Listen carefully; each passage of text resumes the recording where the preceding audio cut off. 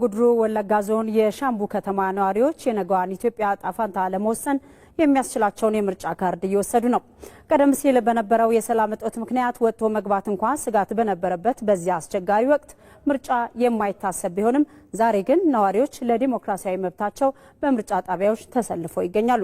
በዞኑ 727 ጣቢያዎች እየተከናወነ ያለውን የምዝገባ ሂደት በተመለከተ የሆሮ ጉድሩ ወለጋ ዞን ኮሙኒኬሽን ጽህፈት ቤት የላከልንን መረጃ ሪፖርተራችን ወይንሸት ደጀኔ እንደሚከተለው አዘጋጅተዋለች። በሆሮ ጉድሩ ወለጋ ዞን የሻምቡ ከተማ ጎዳናዎች ዛሬ አዲስ ድባብ ይታይባቸዋል። ከጥቂት ጊዜያት በፊት በአካባቢው በነበረው የሰላም እጦት ምክንያት ወጥቶ መግባት እንኳን ስጋት በነበረበት በዚያ አስቸጋሪ ወቅት ምርጫ የሚለው ቃል የማይታሰብ ነበር። ዛሬ ግን ያ ድንግዝግዝ አልፎ ነዋሪዎች የነገዋን የሀገራቸውን ዕጣ ፈንታ ለመወሰን በምርጫ ጣቢያዎች ተሰልፈው ይገኛሉ። በዞኑ በሚገኙ 727 የምርጫ ጣቢያዎች የሰባተኛው ጠቅላላ ምርጫ የመራጮች ምዝገባ በከፍተኛ መነሳሳት እየተከናወነ ነው።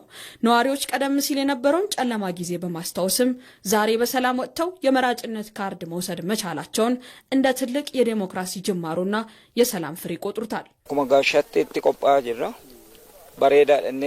እየተዘጋጀን ነው።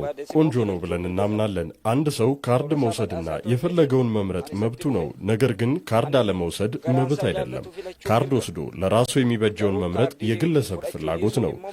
በእኔ በኩል የምፈልገውን እመርጣለሁ። ካርድ ወስጃለሁ። ለመምረጥ ዝግጁ ነኝ። እኔ ተዘጋጅቻለሁ። ሌሎቹም እንደ እኔ ዝግጁ ይሁኑ። በምርጫ ጣቢያ ተገኝቼ የመራጭነት ካርድ ወስጃለሁ።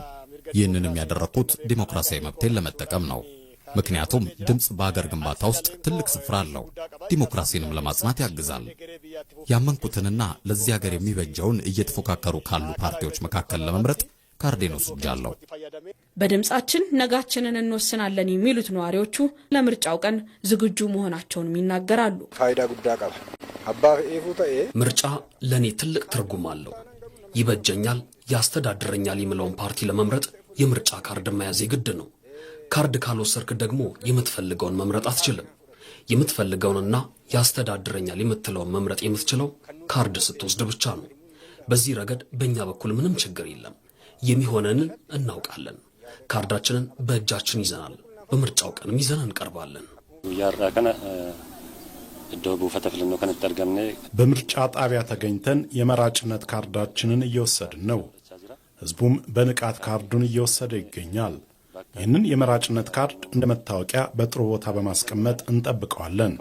ምክንያቱም የአንዲት ድምፅ ዋጋ ምን ያህል እንደሆነ በሚገባ እናውቃለን። በዚህ ካርድ የሀገራችን ዕጣ ፈንታ እንወስናለን። እኔም በድምፄ በሚገባ እጠቀማለሁ። ነዋሪዎቹ አክለውም ይህ ምርጫ ከምንጊዜውም በላይ ነፃ፣ ፍትሃዊና ዲሞክራሲያዊ እንዲሆን የበኩላቸውን አስተዋጽኦ ለማድረግ መዘጋጀታቸውንም ጠቁመዋል።